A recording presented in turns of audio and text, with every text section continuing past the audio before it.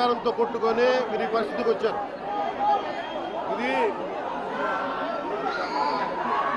ఈ వ్యక్తి మీదే కాదు, గత గాలివీడు మండలం సంబంధించి గతంలో కూడా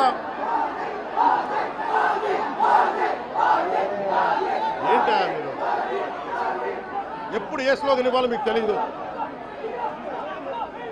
అక్కరండి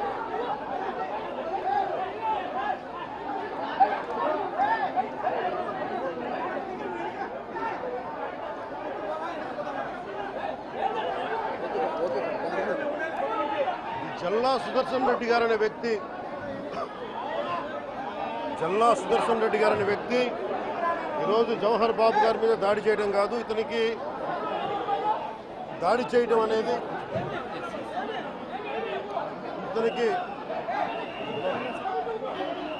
దాడి చేయడం అనేది కొత్త కాదు జల్లా సుదర్శన్ రెడ్డి గారికి. గతంలో కూడా ఈయన ఇదే ఎంపీడీఓలో ప్రతాప్ గారి మీద దాడి చేశారు, శేఖర్ నాయక్ గారి మీద దాడి చేశారు, అలాగే శ్రీనివాసులు రెడ్డి గారి మీద దాడి చేశారు. ఇది వీళ్ళ రాజ్యాలు అనుకుంటా ఉన్నారు, ఇష్టానికి మేము చేసుకోవచ్చు. జవహర్ బాబు గారు కూడా చెప్పింది ఏంటంటే రూమ్ తాళాలు అడిగారు, మీ అమ్మగారికి ఇస్తాం, అది ఆవిడ మండల పరిషత్తు ఆవిడకి పదవి ఉంది కాబట్టి వాళ్ళ పిల్లలకి ఇవ్వమంటే ఎందుకు ఇవ్వం అని చెప్పి వాళ్ళ మనుషులు దాడి చేసి అమానుషంగా కొట్టారు.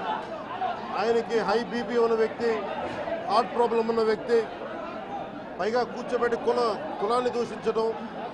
దీనికి వీళ్ళ అహంకారానికి కులం ఏం లేదా, ఎవరైనా సరే శ్రీనివాసరెడ్డి గారు కావచ్చు, శేఖర్ నాయక్ గారు కావచ్చు, ప్రతాప్ గారు కావచ్చు, జవహర్ గారు కావచ్చు, ఎవరి మీదైనా సరే వాళ్ళకి ఆధిపత్యానికి అడ్డుకుంటే మటుకు వీళ్ళకి ఇదే.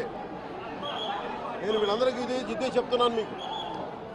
ఇది గత ప్రభుత్వంలా కాదు, ఇది ఇష్టారాజ్యంగా చేస్తాం మేము కూర్చున్న వ్యక్తులం కాదు. మేము సాక్షాత్తు నేనే ఉప ముఖ్యమంత్రిగా ఉండి నేను తప్పు చేసినా శిక్ష పడాలి అని చెప్పి అసెంబ్లీలో చెప్పిన వాడిని.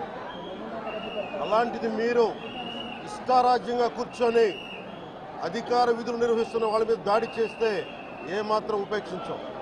ఎస్పీ గారికి చెప్పాం, కలెక్టర్ గారు దృష్టికి తీసుకొచ్చాం. కలెక్టర్ గారు కూడా ఇదే చెప్పారు. నిన్న కొట్టగానే వెంటనే ఆయన విజయవాడలో ఉంటే ఆయన దృష్టికి తీసుకొస్తే వెంటనే ఎస్ఐని కానిస్టేబుల్స్ని పంపించిన సమస్య